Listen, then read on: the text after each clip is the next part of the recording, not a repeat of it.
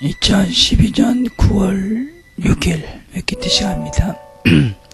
오늘은 제목이 너무 좋지 않아서 박영선 목사님의 설교를 듣고 우리가 하루를 시작했으면 좋겠습니다. 박영선 목사님의 하나님의 마음이라는 말씀을 같이 듣도록 하겠습니다.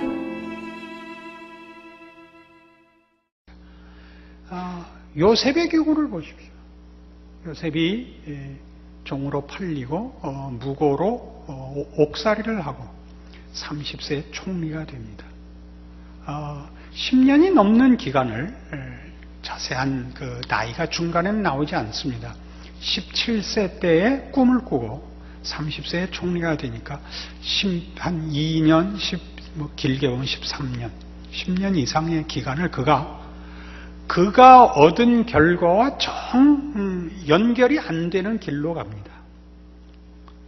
종살이를 하는 것, 옥살이를 하는 것 다 고통스러운 현실이고 긴 기간입니다.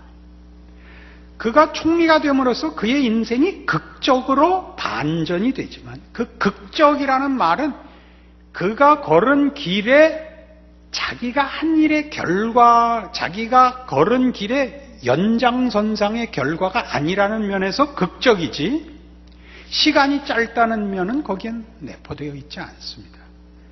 그는 나중에 총리가 되었을 때 총리로서의 능력을 가집니다. 시편에 나오는 대로 그는 지혜로운 자이고 능력이 있는 자로 총리다운 실력을 가지고 그 자리에 앉게 되는데 그 실력은 다 종살이와 옥살이에서 배운 셈입니다.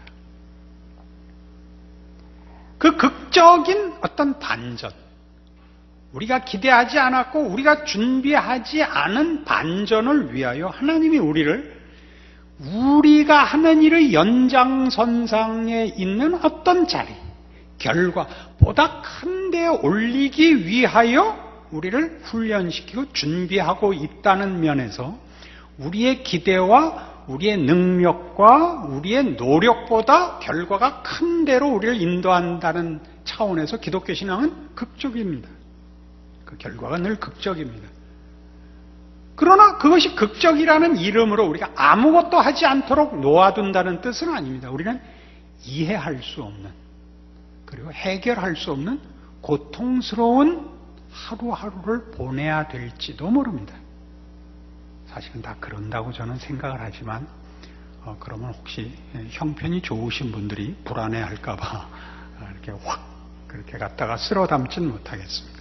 그러나 지금 보십시오. 호세아는 본인은 전혀 그럴 마음이 없는 일에 부름을 받습니다. 괴로운 인생을 살아야 합니다. 그가 원치 않는 여인과 결혼을 했었고 처음부터 그 여인이 자기를 버리고 도망을 갔는데 가서 다른 남자와 사는데 그 여인을 다시 데려와야 합니다. 그것은 하나님의 마음이고 하나님이 우리에게 가르치고 싶어하는, 알게 하시고 싶어하는, 그리고 우리로 하여금 그것으로 인하여 만들어지는 어떤 길로 우리를 부르고 있다는 뜻입니다. 신앙 현실은 괴롭습니다. 여러분의 하루하루는 답이 없는 일들로 반복되고 있을 수 있습니다. 하나님 왜 그 일을 요구하시는지 우리한테 답이 없고 그 온 일을 어떻게 해결하고 어떻게 뒤집어야 되는지 모르는 일들을 반복해서 살아야 할 수 있습니다. 호세아의 길입니다. 하나님의 종의 길입니다.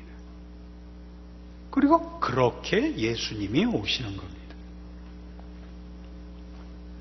우리가 선택하지 않았고 원치 않고 해결할 수 없는 오늘을 살라고 합니다.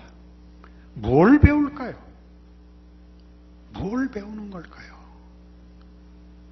오늘 본문식으로 하자면 하나님의 마음을 배우는 것입니다. 답이 없는 사랑을 하시는 하나님을 배우는 겁니다. 답이 없는 사랑을 하시는 하나님. 그 답이 없는 상대를 사랑하여 그 사랑을 그냥 다만 답이 없는 대로 끝내지 않기로 작정하시는 무시무시한 하나님을 배우는 겁니다. 호세아서가 왜 무시무시가 됐을지 잘 모르겠는데 하나님 우리에게 그거 배우라고 합니다. 여러분, 답이 없는 현실 속에서 하나님의 사랑을 배우십시오. 여러분이 끌어안을 수 없고 원하지 않고 진저리가 처지는 현실을 하나님의 사랑으로 껴안는 연습을 하십시오. 매일 울고 매일 분통을 터뜨릴 때마다 하나님이 그리하신 것을 기억하십시오. 그 아들을 보내시며 그 아들을 십자가에 못 박아야 되는 아버지의 분노를 넘어서는 하나님의 사랑을 기억하십시오. 생각하십시오. 그렇게 여러분의 오늘을 하나님의 무시무시한 사랑인 줄 알고 감내하십시오. 하나님이 화를 내시는데 참여하시고 화로 끝나지 않는, 분노로 끝나지 않는 그 분노가 사랑으로 결과되기까지 그 분노로 만족하시지 않는 하나님의 거룩하심에 참여하시고 그 마음을 여러분에게 확인시키시고 채우시는 하나님을 만나십시오. 그게 기독교 신앙입니다. 예수님이 우리를 위하여 십자가에 죽었다. 뻔뻔스럽게들 자랑합니다. 하나님이 나를 사랑했다. 이거죠. 하나님이 어떤 분노와 저주를 퍼부어 나를 사랑했는지 우리는 다 모르는 셈입니다. 그 아들을 보내 어떤 인생을 살게 하셨는지 우리가 다 이해하지 못하는 겁니다. 여러분들이 지긋지긋해하는 진저리 치는 현실을 하나님이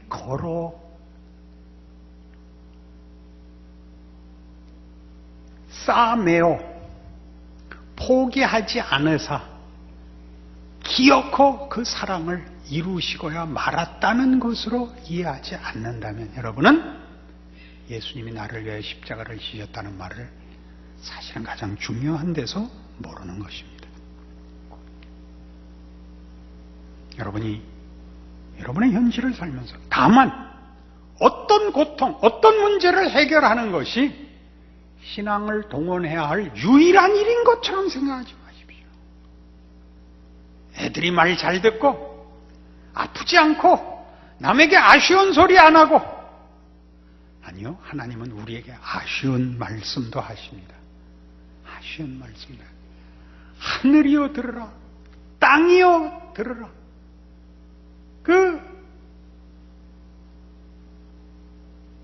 하나님이 너무 화가 나서 들판을 헤매시는 것 같은 이사야의 고백이 있습니다.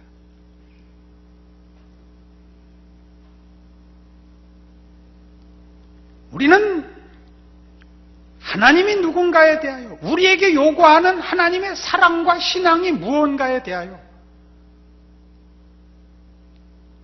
우리는 너무 비상적입니다. 우리의 현실을 하나님과 놓고 볼 때 현실이 하나님보다 늘 큽니다. 그래서 우리는 하나님 되심과 그의 응답과 그의 인도와 주권에 대해서 우리는 늘 불만입니다. 우리의 현실이 가지는 의미를 하나님이 우리에게 하나님 되시기 위하여 오늘의 현실을 요구하고 있다는 사실을 깜빡합니다. 신앙이라는 이름으로 현실에서 도피하지 마십시오. 신앙이라는 이름으로 손잡고 기도만 하고 있는 것이 신앙이 아닙니다. 우리 모두에게 주어진 삶, 도망갈 수 없고 헤어나올 수 없는 묶여진 것 같은 우리의 현실들이 하나님이 당신이 겪으시는 사랑의 안타까움이요 우리를 행복시키고 알게 하시고 거룩하게 하시기 위한 하나님의 포기하지 않는 사랑의 인도요 과정이라는 것 기억하셔야 됩니다. 만일 이 이해가 없다면 우리는 모두 하나님께 주문을 거는 사람에 불과할 겁니다. 하나님의 인도하심으로 오늘을 이해하지 못하면 우리는 내 이해관계나 내 고통을 해결해 주는 하나님으로밖에 하나님을 모실 수가 없습니다. 같이 기도하겠습니다. 하나님 아버지, 저희들이 또 말씀을 들었습니다. 우리가 들은 말씀대로 하나님 아버지의 마음을 잘 이해하고 하나님이 우리를 더 사랑하신다는 것도 기억하고 나를 하나님의 사랑으로 만들어가는데 순종하며 그렇게 하나님의 마음을 우리 마음속에 담아가도록 도와주옵소서. 예수님의 이름으로 기도드립니다. 아멘. 오늘 우리 같이 기도할 것은 저의 목을 위해서 기도해 주십시오. 또 우리 주변에 아픈 사람들 생각하시면서 기도하시고 여러분의 호흡 멤버들을 생각하시면서 기도했으면 좋겠습니다. 개인적으로 기도하는 시간들을 가집시다.